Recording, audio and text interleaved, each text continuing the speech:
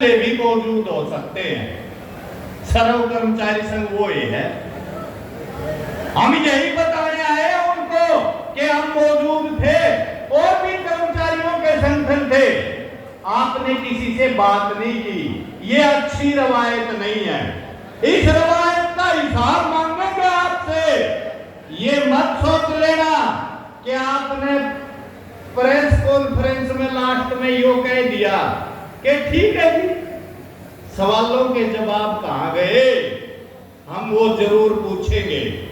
हम गूंगे नहीं है ना बहरे हैं, हम जरूर उन सवालों का हिसाब मांगेंगे जो आपकी तरफ खड़े हैं। आज का प्रोग्राम हमने रख रखा था पहले से, और प्रोग्राम को आज थोड़ी रखा था, समय दे के रखा था। चाहते तो बुला के बात कर लेते, अरे फॉर्मेलिटी कर लेते। फॉर्मेलिटी की भी तो कोई तो जगह होंगी होगी, कोई नहीं थी।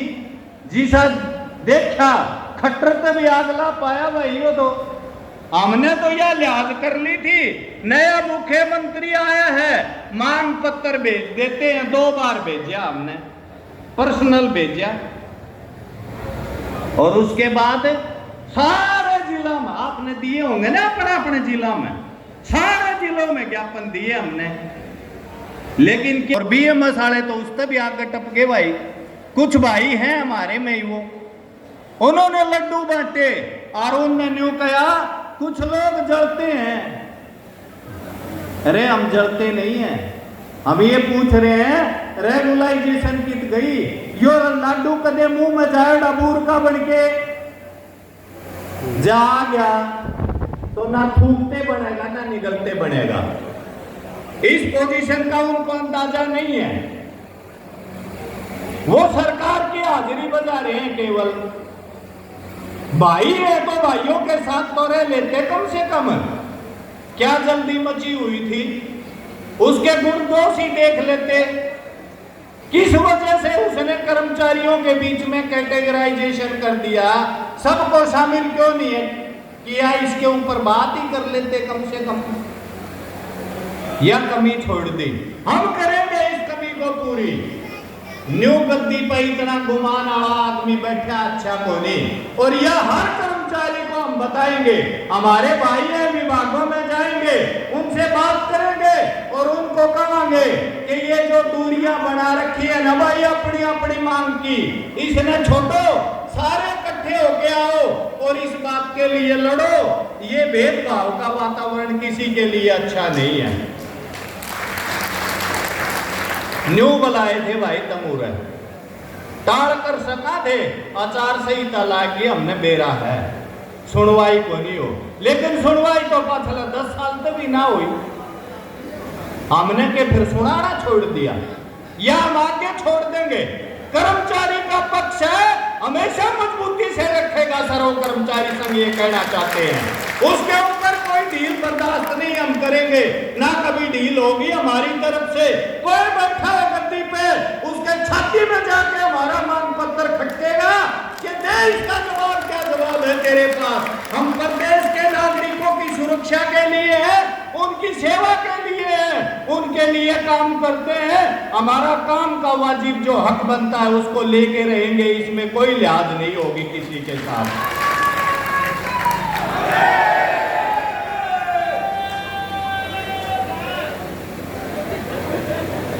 अगली जो बात है, इस कन्वेंशन में सारे साथियों ने रखी है बात। आप इतनी बड़ी गिनती में आए हो, मैं आप सबका धन्यवाद करता हूं इस बात के लिए, और ये उम्मीद करता हूं कि जो प्रण हमने लिया है वो आगे तक जारी रहेगा।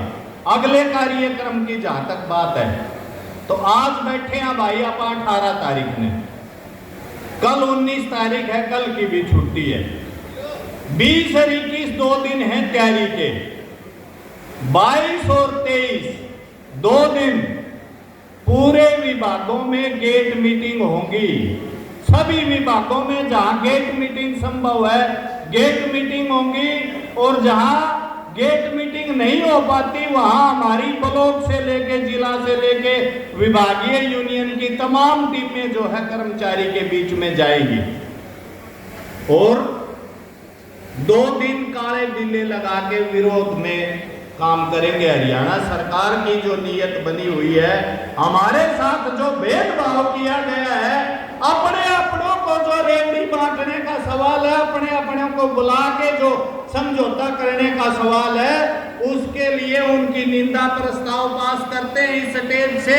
ये भेजेंगे उनको और उनके विरोध में काले बिल्ले लगाएंगे 2 दिन, 22 और 23 अगस्त के दिन, और फिर 24 का एक दिन बच गया भाई। 25 तारीख को पूरे हरियाणा के जो सर्व कर्मचारी संघ की राज्य कार्यकारिणी है, जिसमें हमारी विभागीय यूनियन शामिल है, जिसमें हमारी जिला कमेटियां शामिल है, उसकी 25 तारीख को एक दिन की मीटिंग बुलाएंगे 10 बजे से लेके 4 बजे तक कर्मचारी भवन रोहतक में, और वहीं से अगला निर्णय आपको बता दिया जाएगा। लेकिन अगला निर्णय एक पक्का है भाई, हमारे को एक तरह से अपने सत्ता के मद में चूर होके उन्होंने एक साइड कर दिया, लेकिन हम ये बताना उनको चाहते हैं, और जरूरी है ये बताना कुरुक्षेत्र में आगे, इसलिए जरूरी है कि उसका घर कुरुक्षेत्र में है, करनाल में नहीं है, यहीं रहते हैं सेक्टर 3 में। जय आचार संहिता नहीं होती तो उनके घर पे ही जाते हम और जाके दे के आते। उन भेदभाव के खिलाफ सर्व कर्मचारी संघ चुनाव और बिना चुनाव, जब तक हमारी बात सुन नहीं ली जाती, सड़कों पे रहेंगे, 1-10 तक लगातार सड़कों पे रहेंगे। ये ऐलान करके जाते हैं यहाँ कुरुक्षेत्र की इस पावन भूमि में। और इस भूमि की भाई एक खासियत भी है, इतिहास में दर्ज है, हमारे पुरखे उसी पे विश्वास करते आए। ये जो भेदभाव है ना, ये जो दुभात है, इसके खिलाफ ही हुआ यहाँ न्याय युद्ध, और इसके खिलाफ ही हुआ गीता का ज्ञान। इस कुरुक्षेत्र की भूमि का इसलिए खास महत्व है, हमारे साथ भेदभाव किया है सरकार ने, हम चुप नहीं बैठेंगे। ये कुरुक्षेत्र के मैदान से ऐलान कर रहे हैं, हम लगातार सड़कों पे रहेंगे, और उसके लिए सारी पार्टियां के अध्यक्ष भी हैं भाई, और बहुत सारे कैंडिडेट भी बन के आओगे। सब ने कुर्सी चाहिए, कुर्सी ने कोई नहीं छोड़ना चाहता। बेशक कच्चे कर्मचारी पक्के ना होए, जिनकी हमेशा सेवा की आवश्यकता है, बेशक उनके लिए निर्णय सरकार ने चाहे ना लिया हो, लेकिन खुद अपनी सरकार को पक्का रखना चाहते हैं। उनको हम कहना चाहते हैं, मारी नौकरी कच्ची तो तेरी सरकार किस लिए पक्की, ये बता के बता, हमने पूछ के बता कि शाड़ा मानसात है। तुम्हारे को तो इस गीता का ज्ञान भी नहीं बचा कि हमारे साथ भेदभाव करके तुम्हारी सरकार किस लिए पक्की चाहिए तुम्हारे को।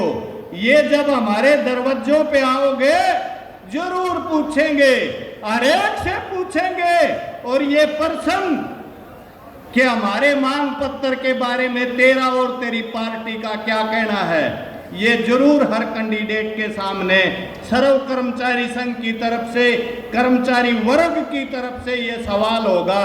मैं आपको ये विश्वास दिला सकता हूं कि कोई भाई जन्यू मान रहे हो ना भाई, कि भाई यो सर्विस सिक्योरिटी एक्ट आला तो आ लिया प्रोग्राम, इसमें तो कौन आए बटे की बेरानी के बनेगी। ईब लग तो सरकार में बैठे लोग